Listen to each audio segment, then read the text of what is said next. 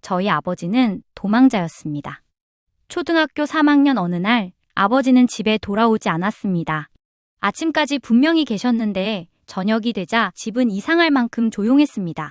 엄마는 아무렇지 않은 척 밥을 차렸지만 수저를 들지 못했습니다.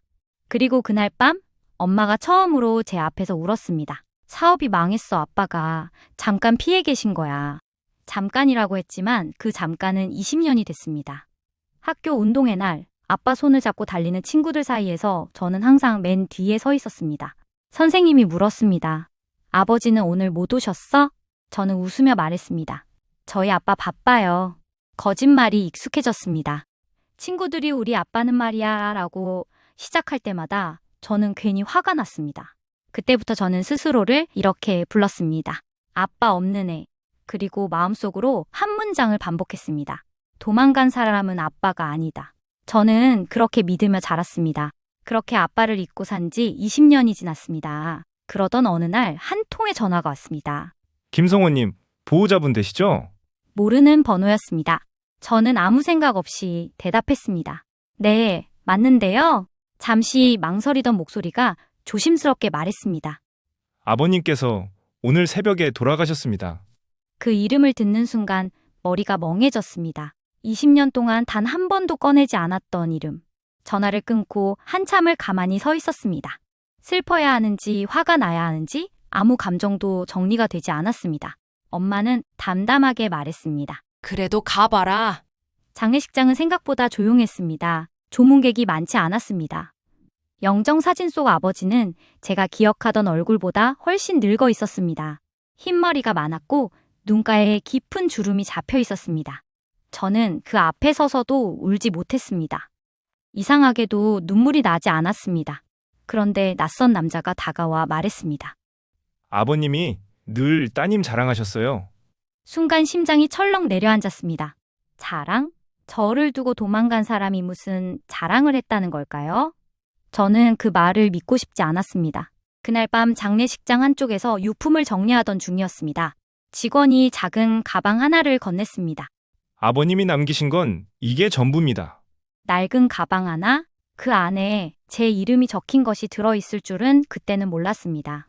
가방은 생각보다 가벼웠습니다. 낡은 점퍼 한 벌, 해진 지갑, 그리고 작은 봉투 하나. 봉투 겉면에 제 이름이 적혀 있었습니다. 또박또박 제가 어릴 때 보던 그 글씨체로 손이 이상하게 떨렸습니다.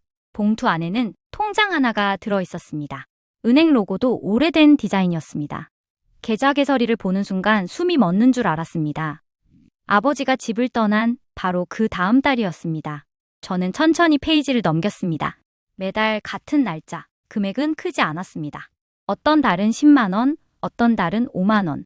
하지만 단 한 번도 비어있는 달이 없었습니다. 20년 동안 저는 계산기를 꺼내보지도 못했습니다.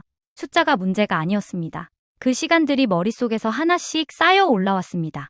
제가 초등학교를 졸업하던 해에도, 중학교 입학식 날에도, 대학교 등록금을 고민하던 그 해에도 통장은 같은 날짜에 움직이고 있었습니다. 저는 통장 마지막 페이지를 넘겼습니다. 가장 최근 입금 날짜, 돌아가시기 한 달 전이었습니다. 그 순간 처음으로 숨이 가빠졌습니다. 아버지는 사라진 게 아니었습니다.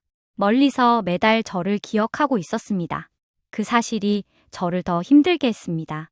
왜 한 번도 나타나지 않았는지, 왜 한 번도 전화하지 않았는지. 통장은 대답하지 않았습니다. 저는 통장을 다시 펼쳤습니다. 그냥 숫자만 보려고 했습니다. 그런데 그 아래 작게 적힌 글씨가 눈에 들어왔습니다. 자동이체 메모. 처음엔 그냥 스쳐 지나갔습니다. 하지만 한 줄이 저를 붙잡았습니다. 우리 딸 학원비. 저는 다시 페이지를 넘겼습니다. 중학교 교복, 대학 등록금 보탬, 졸업 축하. 손이 더 이상 넘어가지 않았습니다. 아버지는 제 인생을 날짜로 알고 있었습니다. 제가 모르는 사이 어디선가 제 나이를 계산하고 있었던 겁니다. 마지막 장을 펼쳤습니다. 가장 최근 입금 내역, 금액은 가장 작았습니다. 그리고 메모란에는 짧은 문장이 적혀 있었습니다. 미안하다. 그 네 글자가 20년을 무너뜨렸습니다. 저는 그 자리에서 통장을 붙잡고 한참을 앉아 있었습니다. 원망이 사라진 건 아니었습니다. 하지만 그날 처음으로 아버지가 도망자가 아니라 겁이 많았던 사람일지도 모른다는 생각이 들었습니다. 저는 그 메모를 손가락으로 한 번 더 쓸어내렸습니다. 미안하다. 그 말을 왜 직접 듣지 못했을까요? 장례식이 끝날 무렵 한 중년 남자가 제게 다가왔습니다. 혹시 따님이시죠? 아버지와 오래 일했다는 사람이었습니다. 저는 솔직하게 말했습니다. 저희 아버지 도망가셨잖아요. 남자는 잠시 고개를 숙였습니다. 그렇게 알고 계셨군요. 그리고 천천히 말을 꺼냈습니다. 아버지는 사업이 망한 게 아니라 연대 보증을 섰다고 했습니다. 빚이 눈덩이처럼 불어났고 채권자들이 집까지 찾아왔답니다. 그때 아버님이 그러셨습니다. 애 학교에까지 찾아가면 안 된다고. 그래서 스스로 집을 나갔다고 했습니다.